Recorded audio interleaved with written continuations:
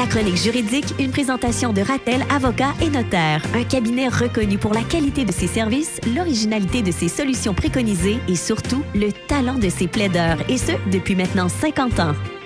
Avec Maître Geneviève Perrin, aujourd'hui, nous parlerons de harcèlement psychologique au travail. Bonjour Geneviève. Bonjour. C'est un sujet qui, en fait, est chaud, dans le sens qu'on en parle beaucoup depuis quelques temps et c'est correct. Il y a des mesures qui ont été mises en place dans les entreprises et on va parler justement des recours qui existent en cas de harcèlement psychologique. En fait, en début d'année, j'étais venue parler de la nouvelle obligation des employeurs d'avoir une politique de prévention du harcèlement psychologique et sexuel au travail. Mais on n'avait pas abordé un peu plus qu'est-ce que c'est le harcèlement psychologique au travail et qu'est-ce qu'on fait si on en vit. Oui. Un des points là, que j'avais abordé à l'époque puis qui demeure d'actualité, c'est que le délai pour présenter ce recours-là est maintenant de 2 ans. À l'époque, c'était 90 jours. Ça a été largement augmenté. Donc, ça permet aux gens aussi, des fois, là, on vit des affaires. Exactement. Puis, il faut comme réaliser ce que nous-mêmes, on a vécu. Alors, ça, c'est une bonne nouvelle. Le harcèlement, c'est quoi? Donc, on parle d'une conduite vexatoire qui peut se manifester. On parle de comportements, des paroles, des actes qui peuvent être répétés ou non, qu'on va dire hostiles ou non désirés et qui portent atteinte à la dignité ou à l'intégrité psychologique d'une autre personne. OK. Donc, ça peut être ou bien plusieurs actes répétés d'une certaine intensité, mais ça peut être aussi une seule conduite qui pourrait constituer du harcèlement psychologique. J'imagine qu'on peut poser la question à quelqu'un, tu sais. On se sent pas bien quand ça arrive, mais on se dit, est-ce que ça vaut la peine que j'aille plus loin avec ça? Il y a quelqu'un qui peut nous dire, oui, ça, c'est un cas d'harcèlement psychologique. Bien, tout à fait. En fait, on peut facilement appeler à la CNESST, parler à des préposés là-bas et justement, décrire ce qu'on vit. Non seulement on peut en parler aussi avec d'autres collègues, dire, coudonc, c'est une conduite habituelle, normale, effectivement. Puis, il va arriver, comme en général, 2 situations. Donc, le harcèlement psychologique peut occasionner ce qu'on appelle une lésion professionnelle, donc un accident de travail. Historiquement, ce recours-là était porté à la CSST. Maintenant, c'est une seule organisation, c'est la CNESST qui va recevoir tant les plaintes dans le cas de lésions professionnelles que dans des cas où il y a eu du harcèlement psychologique sans pour autant que ça ait eu des conséquences jusqu'à l'accident de travail, qui est un peu le top mais ce qu'on veut pas plus grave scénario. Exactement. Dans les cas tu parlais de deux genres de situations?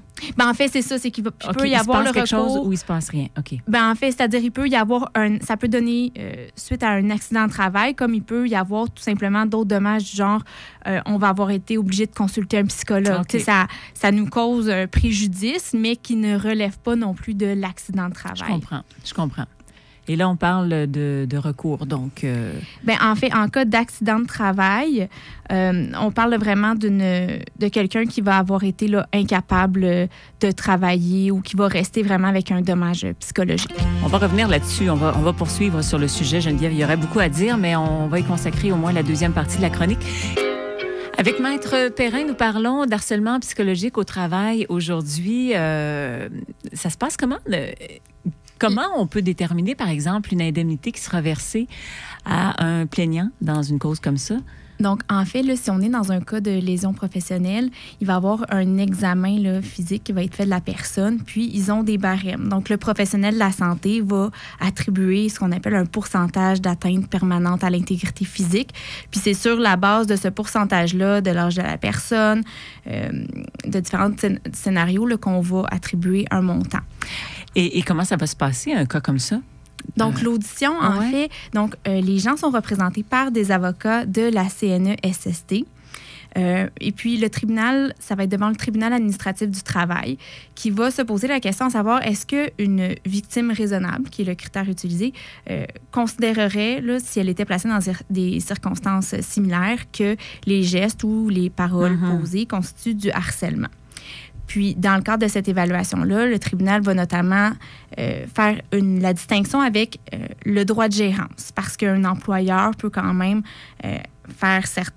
poser certains actes ou faire des rencontres ou porter certains commentaires qui relèvent de son droit de gérance, qui peuvent être un peu désagréables. Peut-être une personnalité comme ça, lui, là, un peu raide.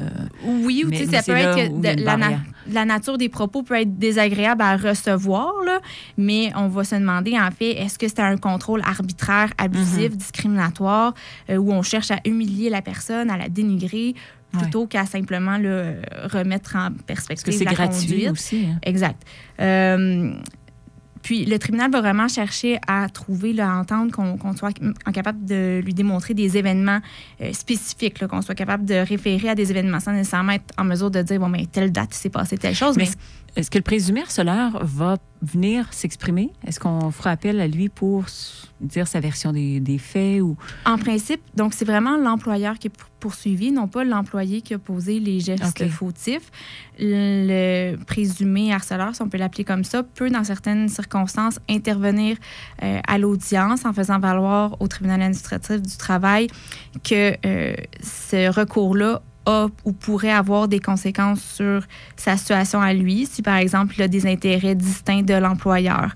Aussi, l'employeur, dans sa défense, peut évidemment appeler à faire témoigner l'employé qu'on allègue fautif, mais normalement, cet employé-là n'est pas lui-même parti à ce dossier-là. C'est pas non plus lui qui risque les condamnations monétaires. Et là, on a parlé de situation avec lésion, mais s'il n'y avait pas de lésion, il y a quand même un cas. Bien, exact. Il y a un recours. Puis là, c'est juste que plutôt que d'avoir des pourcentages, mais si le tribunal va se questionner, bon, ben, objectivement, en comparaison avec d'autres cas, qu'est-ce que cette situation peut valoir?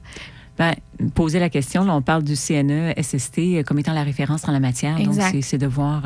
Puis ils ont des avocats et des très bons juristes pour recevoir les gens également. Merci Geneviève. Merci. À la prochaine. Au revoir. La chronique juridique vous a été présentée par Ratel, avocat et notaire, conseiller, négociateur, plaideur, médiateur. Un seul appel pourrait vous éviter bien des soucis. 450-759-5151.